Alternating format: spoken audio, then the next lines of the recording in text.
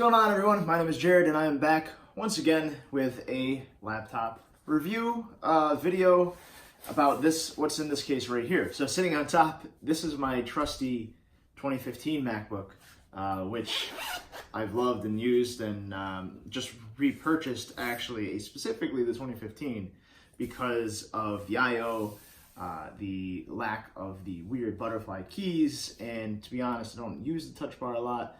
This will be just fine for literally everything. It's a good model. But what I'm actually wanting to review and talk to you guys about is this MacBook. So this is the 2018 MacBook Air. So obviously much smaller than the 15-inch, few-year older brethren.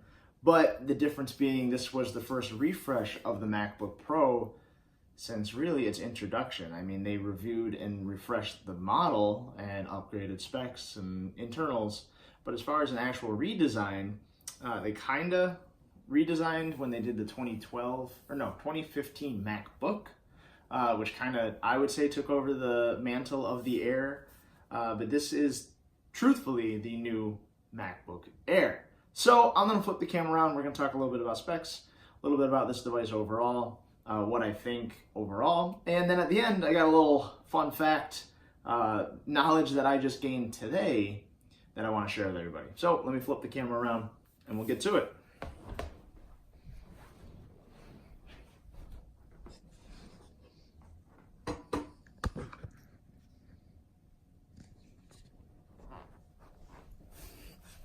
So here it is. One thing you'll notice right away, obviously that's different than the old MacBook Airs, is no more illuminated Apple logo, which really is a shame. That was certainly a very cool point that they used to have. But let's go over the outside of the laptop first. So going to the right side, all you have is a single headphone jack, which is nice. They still have kept the headphone jack for now until they decide that everyone needs AirPods and they just won't have it anymore. The bottom, there really isn't much going on. You have a little tiny gap in the top by the hinge for what I would be calling your vents. But other than that, pretty boring down here. Going to the left side, the only other I/O on this entire computer is two USB Type-C ports. They're both Thunderbolt. You can charge out of either, or you can get one of the docks that you put in both of these ports, which I would highly recommend if you're going to use this for more than just plugging and charging and maybe using a USB-C flash drive. Highly recommend that. It gives you some I/O like the olden days again, which is why I like this computer as much, because I can still put an SD card, still has an HDMI connector, still has more than one port, MagSafe, a whole thing. Because now you charge with USB Type-C, so back to the old, you trip on the cable, have it rip your computer off the table. That happens again now, which is unfortunate. MagSafe was awesome. It's still awesome, and I truly do not understand why they got rid of it. But that's why I don't work there. Anyway, as you open it up, this is pretty standard design now for the Mac. You have the butterfly switch keyboard, just like you have in the new MacBook Pros. You also have the larger Force Touch trackpad down here. It's not as large as the new MacBook Pros, but it is still rather large in comparison. It is still bigger than the 2015's trackpad down there. You also have two side speakers. They do get pretty loud. They are dual speakers. I would say they're as loud as the 13-inch MacBook Pro. Outside of that, they're pretty generic speakers. You do have Touch ID up in the top right corner. No bar or no touch bar in the top, so that's kind of nice. At least for me, again, I don't use the touch bar to its full potential. I was getting used to it a little bit when I had my MacBook Pro doing Final Cut, but I knew the hotkeys more, and honestly, I was better with the hotkeys just with the normal buttons down here. So, other than that, this computer is running a Core i5 This is a 13-inch Retina 2018 MacBook Air. It comes in at a 1.6 gigahertz Core i5.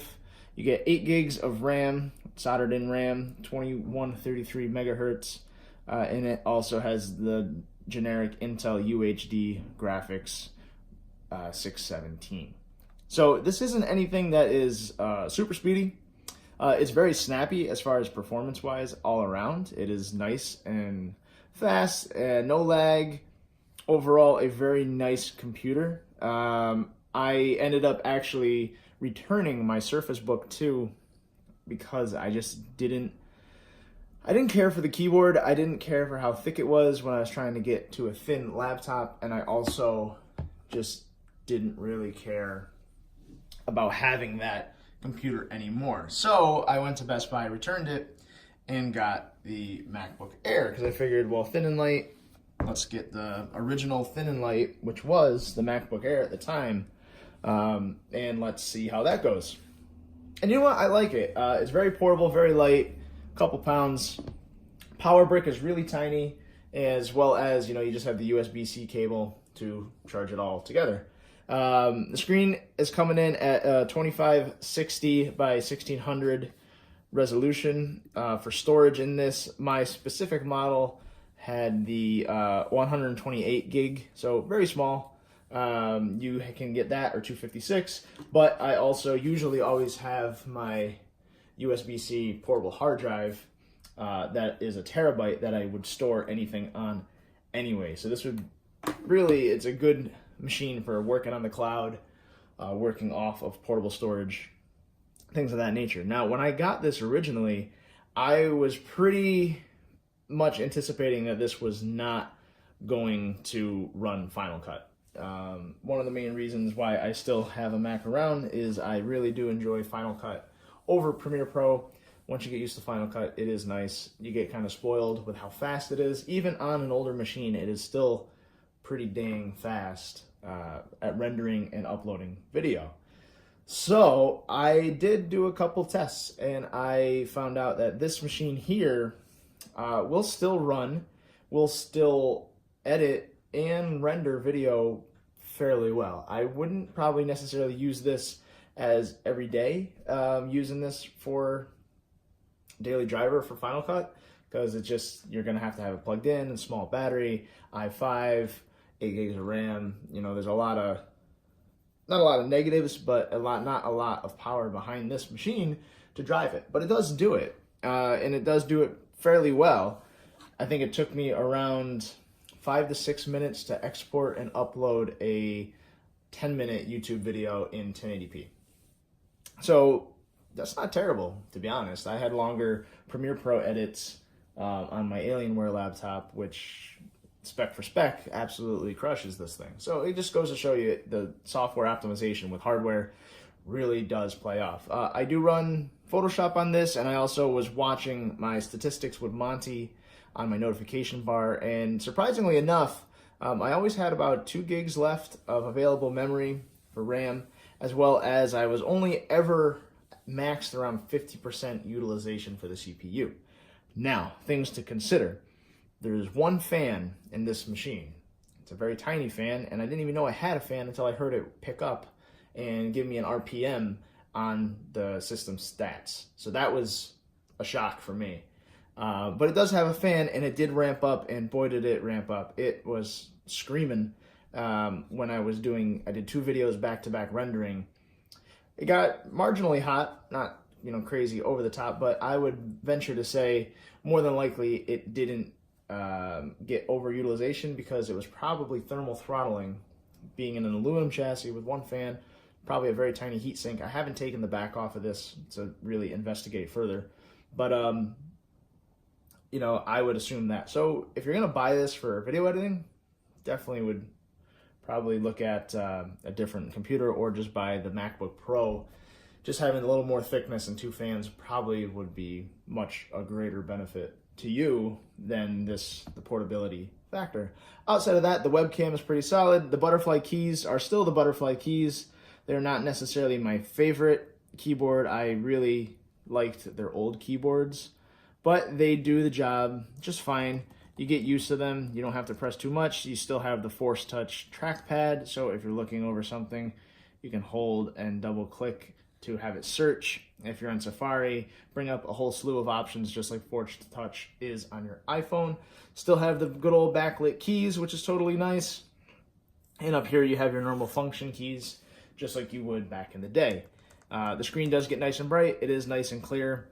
You have Siri, Apple Pay, all the new stuff that you're accustomed to get to, which brings me down to my overall recommendation, should you buy this computer.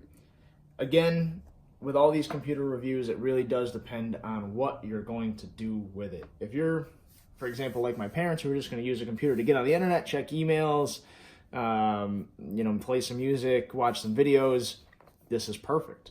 Arguably, probably the best thin and light for you. For anybody, just because it's got a very solid build quality. One thing Apple has consistently done has provided a good build quality. Granted, not very repairable, but a good build quality.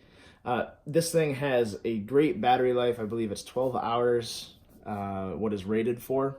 And that is, I'm sure, with some tweak settings. So even if you say realistically a 10-hour battery life, which is great for a tiny laptop like this, easy, portable, quick, starts right up, no problem. Mac OS, I'd say, is easier in general if you're not used to using computers to get used to. It's less stuff for the user to kind of mess and muddle with. So that's pretty cool. It's a pretty nice machine. They did a good job with the redesign. I don't understand why they still have the MacBook and the MacBook Air, which are almost identical, but that's neither here nor there. They are cannibalizing their own sales that way by producing almost the same sort of computer. Plus, this is almost identically spec'd out as the 13-inch MacBook Pro, which is more expensive. Again, don't know why, but that's just what they're doing.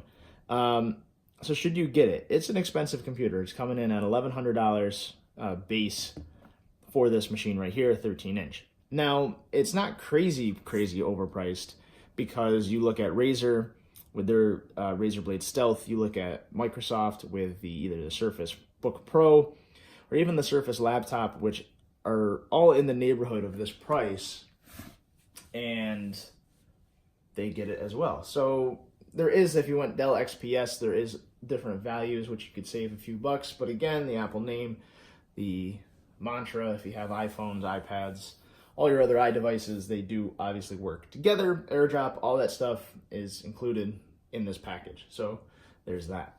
Would I recommend it? Yeah, for if you know exactly what you're going to use it for, yes. You can run Final Cut and Photoshop, yes. Am I going to sit there and video edit all day and do graphic design on it? No, absolutely not. But that's just me. So am I going to keep it? That I don't know. It might go back. But not go back because I don't like it, go back because I probably don't need it.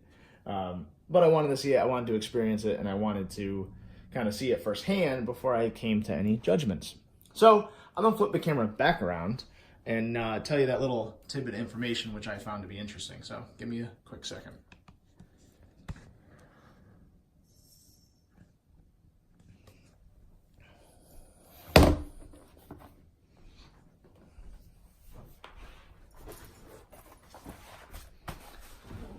So I am no stranger to purchasing things on eBay and fixing them. I've done it a lot. I've repaired many computers that way, which were usually pretty simple fix, half of them being MacBooks of people that's dropped them and their old normal hard drives just crapped out on them. Place a drive, bing, bang, boom, you can make a quick profit on a computer. But this one, this computer right here, has kind of stumped me, and it's also stumped Apple. So go figure.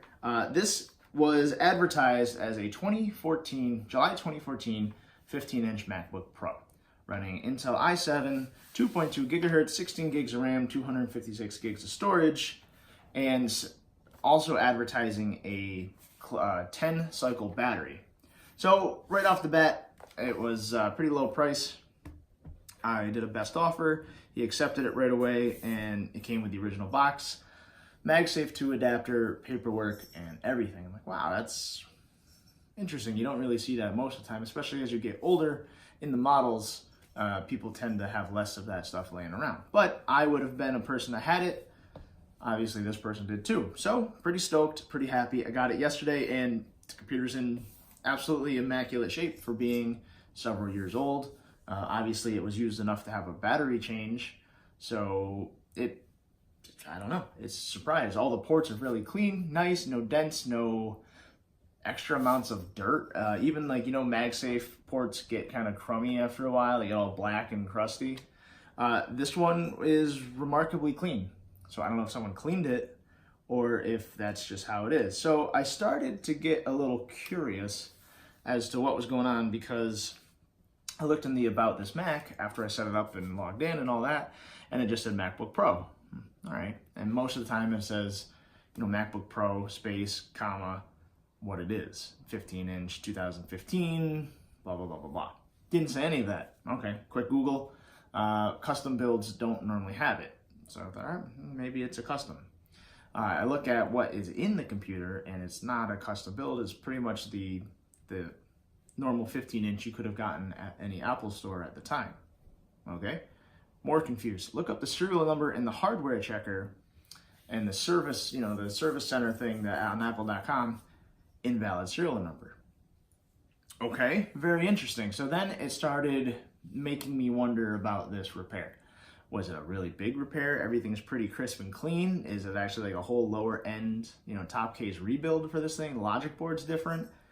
I was really confused, getting somewhat frustrated because now I don't know what I have. I ran a Geekbench test on it. It actually came up as a 2015 MacBook.